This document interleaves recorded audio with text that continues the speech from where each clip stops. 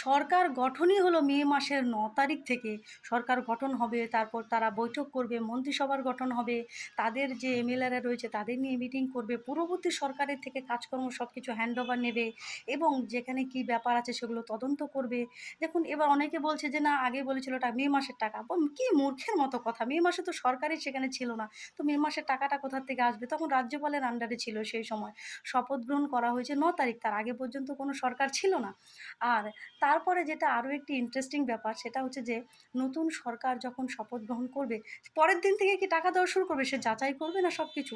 হ্যাঁ, এবার অনেকে বলছে আগে তো বলেছে যে যারা লক্ষ্মীর ভান্ডার পায় সেই অ্যাকাউন্টেই দিয়ে দেওয়া হবে। হ্যাঁ, এটা বলেছিল। কারণ কিন্তু সরকার তো তখন এই নতুন সরকার তো তখন জানতো না যে এখানে কি পরিমাণ ঘাপলা ছিল।